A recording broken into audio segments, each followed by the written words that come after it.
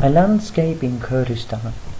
It's hard to imagine any tourist wanting to visit Iraq these days. The Department of State warns US citizens against all but essential travel to Iraq given the security situation. Reads the latest US warning from last August. Travel within Iraq remains dangerous. Other countries have issued similar advices, but if you read on, you would notice a caveat in the State Department's warning. The security situation in the Iraqi Kurdistan region, which includes the governorates of Sulaymaniyah, Erbil and Duhok, has been more stable relative to the rest of Iraq in recent years. It says there have been significantly fewer terrorist attacks and fewer rebels insurgent violence in the Kurdistan region than in other parts of Iraq. Kurdistan in northern Iraq, an autonomous region that retains a considerable amount of political freedom from Baghdad, is by far the safest and most accessible area of Iraq to visit. Unlike the rest of Iraq, tourists can wander bazaars freely. Hotels and homes and businesses don't suddenly lose power for unpredictable amounts of time. There are malls and five-star luxury hotels, spas and historical spots like Erbil Ancient Citadel, a UNESCO World Heritage Site. In fact, Erbil has been named the Arabic Council of Tourism 2014 Tourism Capital. We have an ambitious to be in the international worldwide destination by 2015, says Mawlawi Jawad Wahab, head of the Kurdistan Regional Board of Tourism. We never thought our ambitions would be so big. Iraqi Kurdistan has become a long way very quickly. In 2007, it had just 106 hotels, and it now boasts more than 400. They built 400 million state-of-the-art airport in Erbil and two others across Kurdistan. Marriott is building a massive complex in Erbil called the Empire that will include a 5-star hotel, a condo village and a gold car track. Hilton Kamsky, a Sheraton, also builds hotels.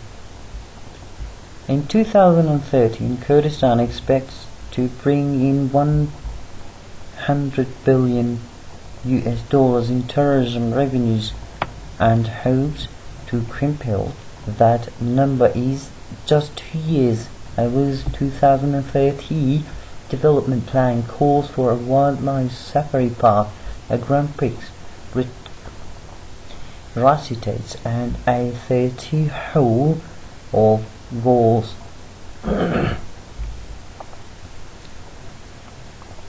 In 2013, Kurdistan expects to bring in $1 billion in tourism revenues and hopes to quintuple that number in just 2 years. Erbil's 2030 development plan calls for a wildlife safari park, a Grand Prix racetrack and a 36-hole golf course. Still, Iraqi Kurdistan has a way to go to becoming an international destination. They are doing well with regional tourism. Iraqis and Iranians, Gulf tourists, people just looking for a chance to enjoy cooler mountains weather, maybe a put of food in the pool, enjoy some nice malls and shopping, says Harry Shute, who runs the other Iraq tours. But as far as Western tourists go, they are in their infancy. It's still just the tip of the iceberg. During a typical Eid holiday period in recent years, Kurdistan saw inflows of up to 900,000 regional tourists. During a typical Eid holiday period in recent years, Kurdistan saw influxes of up to 90,000. During a typical Eid holiday period in recent years, Kurdistan saw influx of up to 90,000 regional tourists, Iraqi driving up from the south comprised the largest group of visitors. Some 70% of the tourists after that came Iranians, Turks, and then Europeans. The tourism board has contracted a Lebanese company, Team International, to help the Kurds outline a development plan for 65 tourism spots across the region.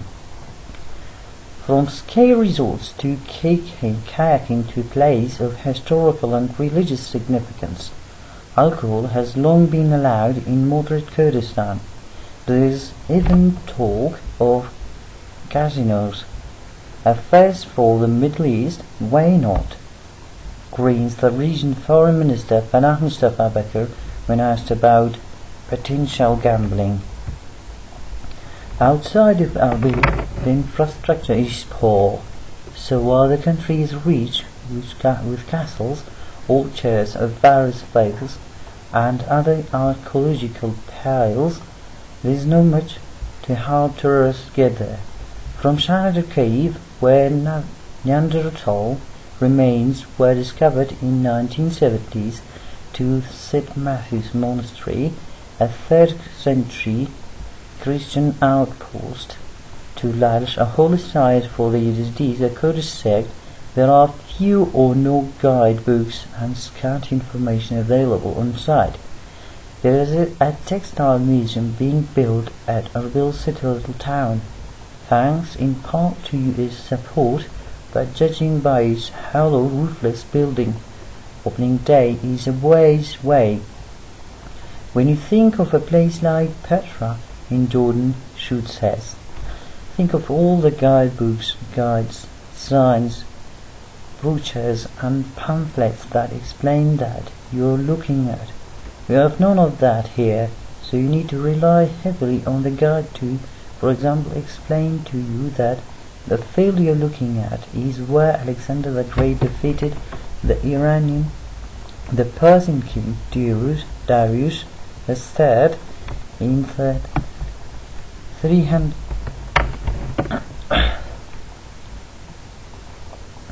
Brochures and pamphlets that explain what you are looking at.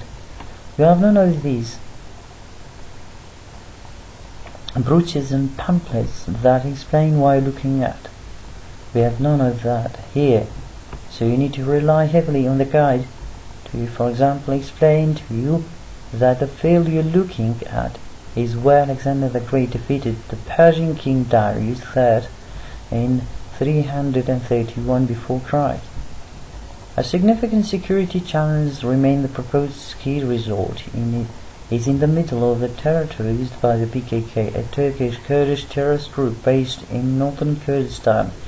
It is unlikely to be built any time soon, and the tens of thousands of Iraqi troops mustered on Kurdistan's southern border because of a dispute with Baghdad over oil and borders. Baghdad accused Kurdistan of plotting to break away from its own country. A reminder that Kurdish security is still fragile. The tensions heard and have already affected the market, says Nawaz Hamad Amin, one of the Director General of Kurdistan Investment Board. But thankfully, it's the low season and hopefully things will be soon resolved.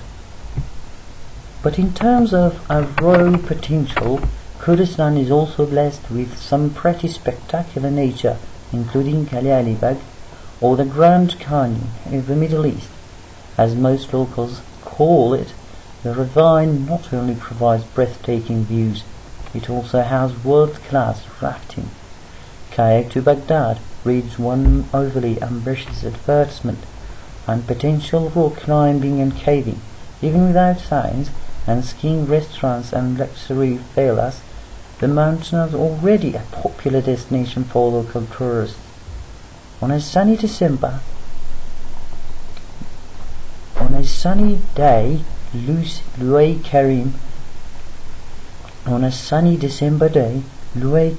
29 was showing his new bride and her family.